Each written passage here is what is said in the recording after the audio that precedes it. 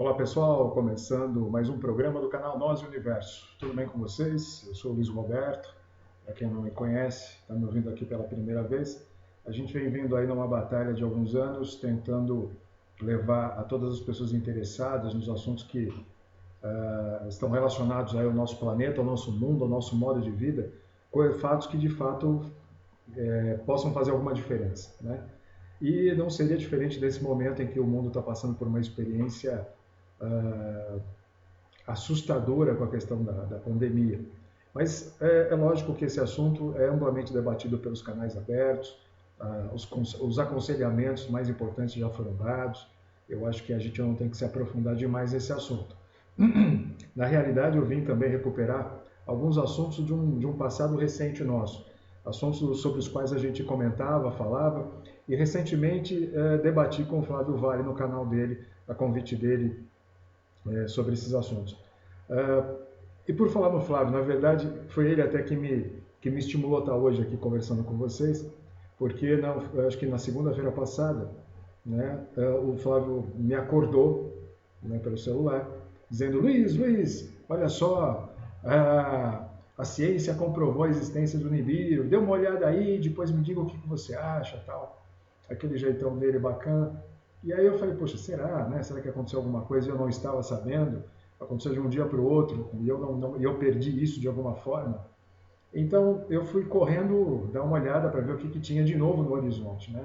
E quando quando eu notei, era na verdade um outro canal propagando aí uma informação, como a gente chama nesse meio, requentada, né? Uma informação que na verdade remonta a 2018, quando se comentou um pouco mais, de uma forma um pouco mais ampla, as teses que envolviam o descobrimento de um nono planeta dentro do nosso sistema solar. E a gente não está falando de Urano, de Netuno, de qualquer, ou de Plutão, ou o reenquadramento dele como planeta. Mas, de qualquer maneira, falava-se de fato, de um nono membro do sistema solar, ainda não visível, né? E que estaria rondando, estaria nas proximidades, ainda que a uma certa distância, mas em rota, né, a caminho do nosso sistema solar. E numa entrevista dada ao canal do Flávio, há uns dias atrás, quando eu estava contando para vocês, eu falei sobre isso e o pessoal que estava ali conectado com a gente insistindo em perguntar se esse nono planeta era o Nibiru. É aquela tal história, gente. O Nibiru, ele até um certo ponto, ele é um pouco folclórico, né? Existem uma série de mitos e, quem sabe, até algumas histórias verdadeiras associadas a ele. O fato é que naquele dia, e isso já não é a primeira vez que eu digo, e eu quero reforçar aqui mais uma vez, o nono planeta, na minha opinião, pode ser o mitológico Nibiru. Mitológico pelas histórias que o cercam, não exatamente pelo fato de ser verdade ou mentira. Tá? Até porque se o nono planeta, na medida em que as pesquisas que continuam em andamento conseguirem não só provar, porque ele está provado, a existência do nono planeta, eu quero que vocês entendam, que ela está provada, ela foi detectada, né? E foi detectada a partir do quê? Da alteração de órbitas de diversos corpos ao longo de uma determinada trajetória que vem de encontro ao nosso sistema solar, principalmente no cinturão de Kuiper, o Kuiper, como vocês quiserem. Objetos de grande porte que tiveram suas órbitas alteradas, e somente algo muito massivo, com uma grande massa, poderia ter condições de fazer isso. Essa é a conclusão a qual a ciência chegou, e nós temos na linha de frente dessa pesquisa figuras como Mike Brown, Constantino Beiting, um brasileiro chamado Rodney Gomes, um dos maiores astrônomos do Brasil, e esse pessoal está na linha de frente dessa pesquisa a fim de provar efetivamente que esse planeta existe. Quer dizer, matematicamente ele já foi detectado, né? Pela percepção de tudo que ele causa de alterações aí no cosmos. Mas visualmente ele não foi fotografado. Não é à toa, inclusive tem umas histórias aí que o pessoal comenta a respeito do tal observatório, do tal telescópio no Chile. O telescópio do Chile foi construído para desafogar o Subaru, lá no Havaí, outro grande telescópio com mais de 8 metros, que vasculha com sabe, com bastante definição os cantinhos aí do nosso céu. Então, o telescópio do Chile veio para desafogar a demanda, né, de pesquisadores buscando, né, apoiados nessa tese de Mike Brown, que foi um dos primeiros a deflagrar essa ideia, isso em 2016, para vocês começarem a se situar no tempo. E daí, então, toda a comunidade astronômica começou não, peraí, vamos procurar também, vamos buscar essa informação. E aí, apoiados nessa tese, né, do Mike e do Constantin, o pessoal se mobilizou para isso. Aí lotaram o Subaru, né, o telescópio Subaru lá no Havaí ficou extremamente concorrido, né? Por isso que construíram o do Chile para dar uma desafogada. E se não me engano, o Mike Brown está aqui no Chile. Ele está aqui fazendo as pesquisas dele nesse telescópio que foi construído no Chile, foi montado no Chile. Pois bem, tudo isso para dizer para vocês e reforçar mais uma vez de que, claro, às vezes um fato científico já, ele pode estar cercado de mitos. É como eu disse da outra vez, o nono planeta pode ser um Nibiru. Exatamente porque existem muitos detalhes, muitas informações que a gente percebe que estão assim, fora do lugar. Melhor do que isso, você quer ver um exemplo fácil? A inversão dos polos magnéticos da Terra. A maior parte dos estudos, ou os poucos estudos que existem a respeito disso, uma vez que esse é um fenômeno que a raça humana não presenciou de uma forma clara ainda, dizem que o período em que a inversão acontece é a cada 700, 800 mil anos. E há tanta contradição em cima disso, a única coisa que se tem certeza absoluta é de que o nosso planeta também faz esse processo de inversão de polos. O resto é discutível. Então, vocês veem que principalmente a questão temporal é algo que pode diferenciar o mito da realidade.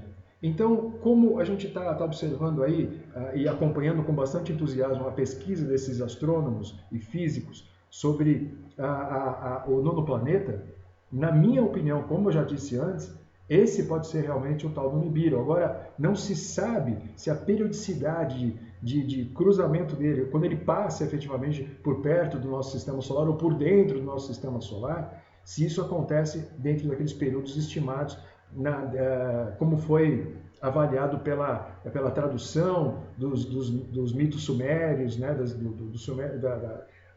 que seria num período bem mais curto do que a gente observa, por exemplo, ou consegue imaginar em relação ao nono planeta. Então, de uma forma geral, existem detalhes que precisam ser ainda melhor acomodados. Mas, de qualquer maneira, nós estamos falando de um grande corpo celeste que está prestes a ser visualizado, não daqui da Terra, mas pelos equipamentos que, de fato, podem fazê-lo. Ainda tenho minhas dúvidas se o mundo vai ser, se a comunidade científica vai ser sincera, no melhor sentido da palavra, quando ele realmente for detectado, e quando sua trajetória for realmente delineada, se a comunidade científica vai ser sincera em trazer isso a público, né, independente e a despeito de forças governamentais, interesses políticos ou qualquer outra coisa assim. Eu acho que todos nós merecemos saber o que de fato está acontecendo lá em cima. Nós não dispomos de instrumentos ou até mesmo de capacidade técnico-científica para poder avaliar as coisas que ocorrem aí no cosmos. Mas isso aí é muito importante que todos nós tivéssemos uma noção bastante precisa ou próxima da precisão em relação a isso. O nono planeta, na minha opinião, de fato é um corpo celeste, não é algum outro fenômeno cósmico que eles ainda irão descobrir. Mas é um corpo massivo, na minha opinião, eu acredito que seja isso mesmo. E acredito, inclusive, que ele venha cruzar o sistema solar num determinado momento. Quando? Ninguém sabe.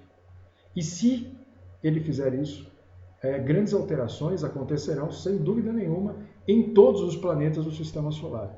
Até porque, por onde ele passa, ele mexe. Ele movimenta as coisas ao redor dele.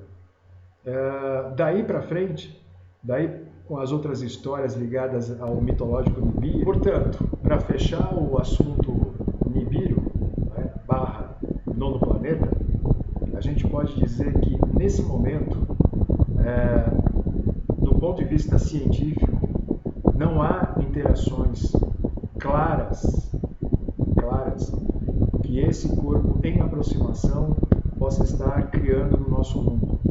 De verdade, na realidade, o que nós temos aqui, que eu comentei outro dia também, são as interações do Sol com o nosso planeta. Esse sim tem trazido alguma preocupação, tanto é verdade que a NASA, a ESA, em conjunto, enviaram uma sonda para perto do Sol para começar a entender um pouco melhor como o nosso astro rei funciona, nossa estrela, porque de fato sem ela as coisas vão ficar, ou na medida em que ela sofrer qualquer tipo de alteração, efetivamente a Terra passa a ter problemas de forma imediata. Então era importante conhecer um pouco melhor a dinâmica do Sol, tentar comprovar algumas teses ligadas ao seu 25º ciclo, que é esse que em tese nós estamos agora entrando, em que muitos cientistas afirmam categoricamente que o Sol deve diminuir sua atividade magnética, né? E com isso talvez altere também, haja um decréscimo na capacidade de aquecimento do nosso mundo. Lembro ainda também, falando em aquecimento, que nós vivemos há muitos anos dentro da perspectiva do aquecimento global, algo que sempre alguns países, grupos saíram em defesa da redução imediata das emissões dos gases que provocam o efeito estufa, os CFCs, e da emissão de carbono, mas que agora que a gente está, parece que se conscientizando um pouco melhor, e na minha opinião talvez um pouco tarde para isso, uma vez que os danos causados à nossa camada protetora, a camada de ozônio, estejam numa situação bastante complicada. O efeito estufa, na verdade, ele atua como uma grande estufa, literalmente falando, e você tem com isso um aumento generalizado, ainda que em 1 grau, meio grau que seja, você já deve ter percebido, isso faz uma diferença incrível dependendo da região do planeta. E, por exemplo, nas calotas polares, né, tanto no Polo Sul quanto no Polo Norte, você tem um derretimento acima do normal, você tem essa água fria, né, o degelo, água que vai se misturando ao oceano, alterando também as características do clima, e na medida que isso acontece também, liberando metano aprisionado, né, em épocas glaciais de muito tempo, e esse metano vai para a atmosfera e, mais uma vez, interage negativamente com o ozônio, com a camada de ozônio, e isso entra numa espécie de modo contínuo, e a nossa camada protetora, a camada de ozônio, em relação à questão térmica do Sol, vai se deteriorando, vai enfraquecendo, oscilando, e daí para frente. Eu estava falando agora há pouco sobre a inversão dos polos, né? Algo que as pessoas, a comunidade científica não conhece direito ainda, sabe que é um fato, que isso aconteceu em outros momentos aqui durante a evolução do nosso planeta, e sabe que isso está acontecendo de novo. Uma das características é a redução sistemática do campo magnético terrestre, outro grande responsável pela nossa proteção em relação ao Sol, mas aí sim em relação às cargas elétricas que o Sol nos envia através dos seus ventos solares ou erupções na sua superfície, os famosos flares. Então, são essas coisas que eu acho que a gente precisa continuar observando. E o nosso papel, como sempre, é ir trazendo essas informações para e passo aqui para vocês, sempre quando houver de fato algo relevante e que possa ser conectado a uma situação que possa interferir no nosso meio de vida, a gente traz isso para vocês, dependendo de como for, com alguma antecedência até, tá certo? Então vamos ficar de olho nas mudanças climáticas, vamos ficar de olho no processo de inversão dos polos do nosso mundo, e vamos ficar de olho no Sol, muito importante, pois o nosso amigo nono planeta, Nibiru, está meio longe ainda, e ao que tudo indica ainda não interfere de maneira significativa aqui nas coisas do nosso planeta, na dinâmica física do nosso planeta, tá certo? Eu acho que por hoje é só, e a gente deve voltar a qualquer instante com mais informações aí para vocês. Uma boa sorte a todos, cuidem-se bem, tá certo? E sigam direitinho as recomendações, porque essa pandemia, essa já entrou para a história e não estamos brincando. Na verdade, um vírus com esse nível de contágio é algo muito sério e pode não passar tão rápido se as pessoas